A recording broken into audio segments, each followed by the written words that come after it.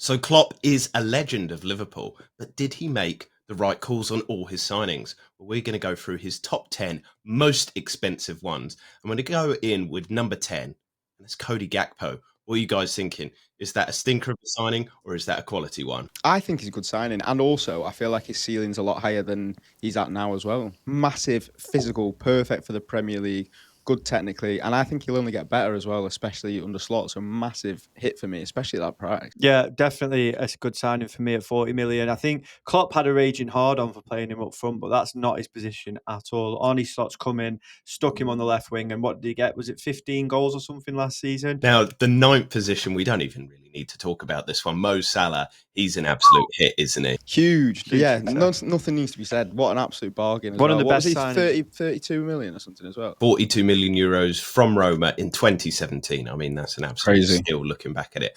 But number 8 might be a little bit more controversial. It's Diogo Jota.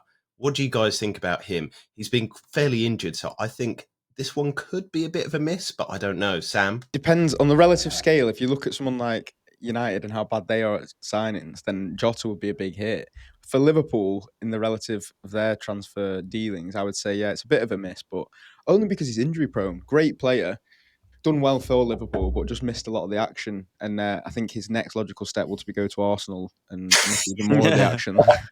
How much did they pay for Jota? Have you got it there? 44 million euros. When he's played for Liverpool, he's averaged almost a goal every 2 games, which is a great return. We all know how good he is on his day, but again, like you say, injury prone and not really nailed down a position in the team. So for me, I'm going to say flop, but if your flop scores your 50 Premier League goals, then it's not the end of the world, is it? Well, that just shows you the levels of Liverpool. But number 7 is Fabinho, and he signed for 45 million euros in 2018.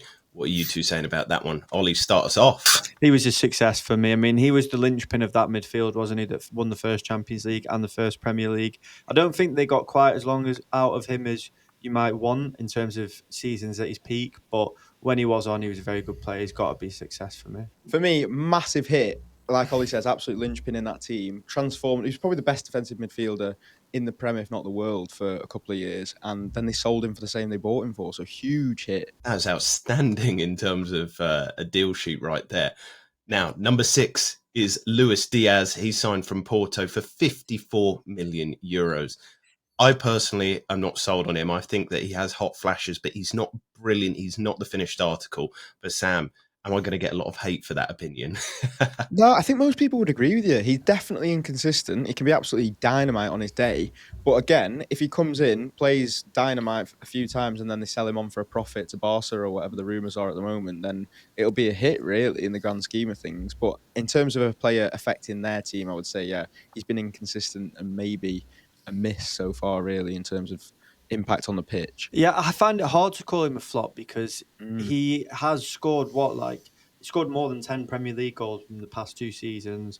He's nailed down a position. He works really hard. He's come through with big goals for them in big moments. And yeah, like you said, there's every chance they'll flip him for a profit. So if they sell him on, like we expect them to, then he'll be a very good signing. As it stands at the moment, it's very hard to call him a flop, so I'm going to call him a success. What I'd say is a lot of these players, it's because of that, how good Liverpool's transfer dealings have been, that we're even considering them being flops. They'd all be hits at other clubs that are not as good in the transfer market. I know that there's one massive one on this list that we're all the elephant in the room that we're building up to. But I mean, there's 2 actually, and we're moving on to one of them now in 5th position. For 60 million euros in 2018, Liverpool signed Naby Keita.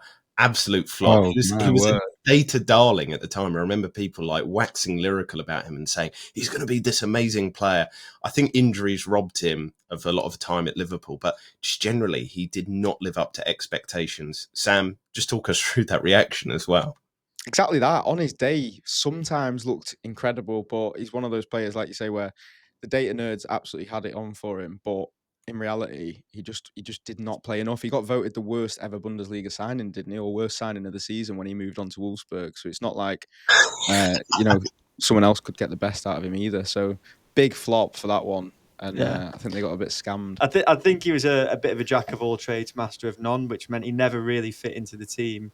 And once he lost his form, he never managed to get it back. He's definitely a flop. So we're going to move on to 4th position here. And again, an unquestionable, absolutely brilliant signing. Alisson, from Roma. He joined for 62.5 million euros, which still looks like a steal in 2018. I mean, he's been a fabulous goalkeeper, an absolute warrior between the sticks, and also his goal contribution back in, when was it? For that Champions League spot a couple of seasons ago. I mean, he's just written himself into Liverpool folklore. Sam, what about this one?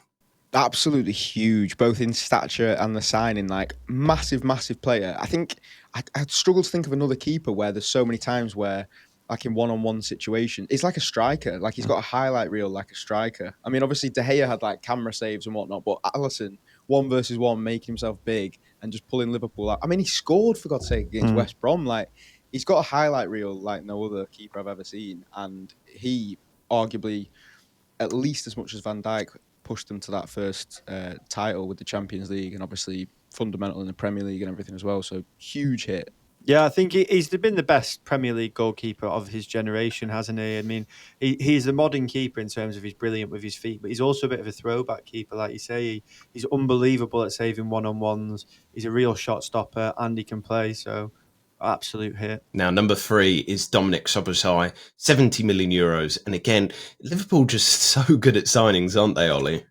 Yeah, they are. And obviously, it's very hard to say that it's a flop. I think everybody saw the highlight reels of Szoboszlai, the free kicks and the small feet and all that kind of thing, and thought they were going to get a goal and assist merchant. But he isn't that. But what he does is he's brilliant at, and he never stops running in that midfield. He gives them so much legs.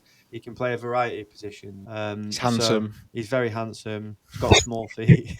Did I mention that already? Yeah, he's got to be a success, hasn't he, given what they've won and how good they look with him in the team. Yeah, a big hit for me as well. I think he'd just walk into basically any Premier League team. At least any Premier League squad would be happy to have him. So, got to say he's a hit. And like you say, Liverpool, just the transfers are so good most of the time. Now, number 2, maybe talking about one of the GOAT defenders of Premier League history, Virgil van Dijk, 84.65 million. Sam, do you agree with that assessment, though? Because a lot of people put him in there, vying with Vidic, Ferdinand, John Terry. We're saying that this is an absolute brilliant, signing, but is he one of the best centre-backs ever as well? He's an unbelievable signing. He's not a GOAT centre-back. Not at all. He's had 2 or 3 good seasons. Give me a break, man. He's a big hit for the signing, though, and obviously you'd pay that money any day of the week. I think he is the reason that they've won the titles that they've won, and he was like the turning point for that team. When they brought him in, they just transformed into the Liverpool that we know now. Yeah, I think that Van Dijk's transfer is the most successful big money transfer in Premier League history in terms of it's just gone perfectly. You look at all of the big money signings, they've flattered to deceive, the pressure's got to them, whatever else. Van Dijk turned Liverpool around. He turned them into this team that are title contenders every season, are fighting for the Champions League. And so it pretty much happened overnight the minute he walked in the door. You can only say that he's a hit. And not just for things on the pitch, I would say as well, just carries himself so well. He's an absolute monster. He's just always neat, tidy. I reckon, how many goals do you reckon he'd bag for Blackpool up front for a full season?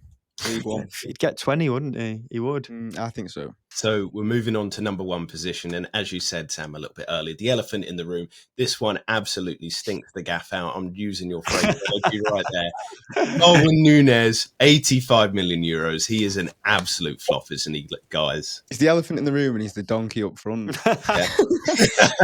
Absolute flop. Rare L for Liverpool, but it's... I kind of love him, though. Like, I do love him in a way. You're a chaos merchant. Yeah, because he's just insane. Like, the one that always sticks in my head, and Michael Owen talks about it and somehow managed to make it boring, as Michael Owen does. But when he was through on goal in that one-on-one, and he could have just played it around the keeper, could have gone around him, played the low risk sort of thing, and he dinked the keeper at a full sprint for no reason.